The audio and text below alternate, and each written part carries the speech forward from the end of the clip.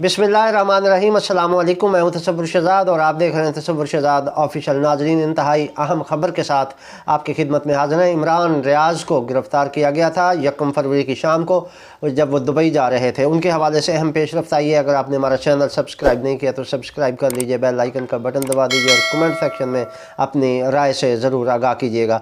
नाजरीन, इमरान रियाज खान 1 फरवरी की शाम को यानी 1 फरवरी और 2 फरवरी की दरमियानी रात दुबई जा रहे थे तो लाहौर एयरपोर्ट पर FIA ने उन्हें गिरफ़्तार कर लिया था। अब FIA ने उनको जो है वो अदालत में पेश किया था जिस पर उनके रिमांड की इस्तदा की गई थी, लेकिन अदालत ने उनको उनके रिमांड के हवाले से जो इस्तदा थी FIA की उस पर फैसला महफूज कर लिया था, जो आज सुना दिया है। जुडिशल मजिस्ट्रेट गुलाम मुर्तज़ा विरक की अदालत में ये केस था और वहाँ पर FIA ने इमरान रियाज खान का रिमांड मांगा था, जिस पर अदालत ने उनका रिमांड देने से इनकार कर दिया है। और अब अदालत ने अपने इस फैसले में कहा है कि मुकदमा बेबुनियाद है और इसको तौहीन के रियासी इदारे की तौहीन के इल्ज़ाम से बरी ज़िम्मा करार दिया जाता है।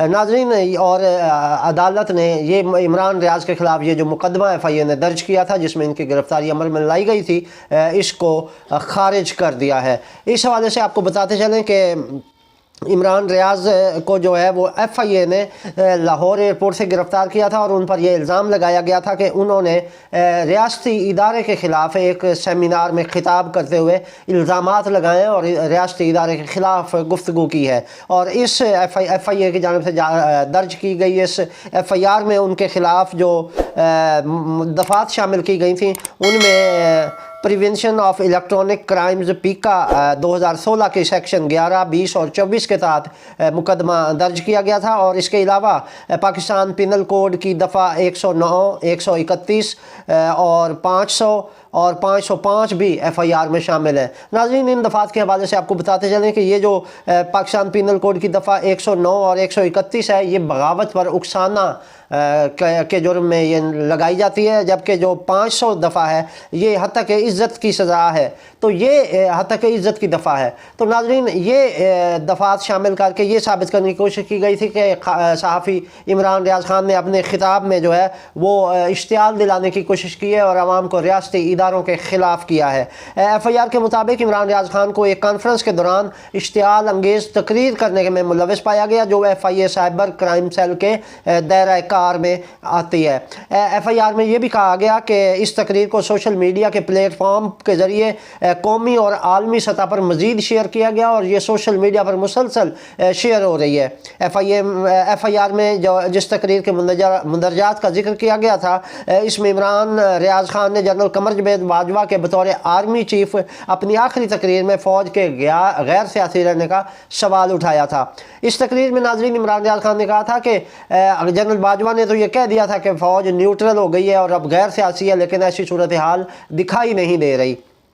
FIR में नाज़रीन ये निशानदेही की गई है कि ये मालूम हुआ है कि इमरान खान की ये इश्तियाल अंगेज़ तकरीर कई बार शेयर की गई और वीडियो का एक हिस्सा ट्विटर पर किसी सारिफ ने शेयर किया तो इमरान रियाज खान ने उसको रीट्वीट किया था। इसके अलावा ये कहा गया कि इमरान रियाज खान की जानिब से जानबूझकर अवामी सतह पर इस तरह के इश्तियाल अंगेज़ बयानात आम शहरियों के लिए ख़तरनाक हैं और इससे जो है वो इदारे के साख मुतासर हो सकती है और लोगों में इश्तियाल भी पैदा हो सकता है। FIR में कहा गया था कि इस तरह के इश्तियाल अंगेज़ बयानात के नताइज रियासत पाकिस्तान के लिए कौमी और आलमी सतह पर संगीन नताइज निकल सकते हैं। नाज़रीन, इन इल्ज़ामात के तहत जो है उनको गिरफ़्तार किया गया था और कहा गया था कि इस तरह डराने धमकाने वाले बयानात अवाम और रियासती इदारों के दरमियान दरार पैदा करने के लिए तखरीबी कार्रवाई के मुतरादिफ है। इसको बुनियाद बनाकर उन्होंने ये इमरान रियाज के ख़िलाफ़ ये FIR दर्ज की और उन्हें लाहौर एयरपोर्ट से गिरफ्तार कर लिया गया। अब इमरान रियाज खान ने PICA 2016 के सेक्शन 11, 20 और 24 के तहत जराइम का इर्तिकाब किया है, ये इल्ज़ाम लगाया गया था इस FIR में और कहा गया था कि इन दफ़ात के तहत मुलज़िम के ख़िलाफ़ मुकदमा दर्ज किया जा सकता है, जबकि इसमें 2 नामालूम अफराद का नाम भी शामिल किया गया था जिसका कहा गया था जिनके हवाले से ये कहा गया था कि तफ्तीश में उन अफराद का तयन किया जाएगा कि वो कौन लोग हैं जो इनकी मुआवनत कर रहे हैं, ऐसी मालूमात दे रहे हैं या ऐसा इश्तियाल अंगेज़ी के लिए इनको उकसा रहे हैं। तो नाज़रीन, इस پر جو ہے عمران ریاض خان نے گزشتہ شب بیرون ملک جانے کے لیے لاہور ایئرپورٹ پہنچے تو انہیں بورڈنگ پہ روک دیا گیا تھا، اور جب اس کے بعد عمران خان نے ایک ٹویٹ بھی کی تھی اور اس نے کہا تھا کہ میں نے آفر کیا کہ اگر کسی مقدمے میں میری گرفتاری چاہیے تو ایف آئی اے کو بلوا لیں، انشاءاللہ مایوس نہیں کروں گا۔ اور اس کے بعد ایف آئی اے آ بھی گئی اور انہوں نے انہیں گرفتار بھی کر لیا، لیکن عمران ریاض خان حوصلے میں تھے، اور پھر آج کچھ دیر پہلے جو ہے وہ عدالت نے ان کا یہ مقدمہ خارج کر دیا ہے۔ عدالت نے قرار دیا ہے کہ اس طرح کسی کو بھی آزادی اظہار نہیں چھینی جا سکتی، یہ عمران ریاض کا اپنا موقف ہے اور اسے اپنا موقف بیان کرنے کا آئین جو ہے وہ حق دیتا ہے۔ تو اس پر ایف آئی اے کی یہ جو مقدمے بازی کی صورتحال تھی، اس کو سبکی کا سامنا کرنا پڑا ایف آئی اے کے تفتیشی افسران کو۔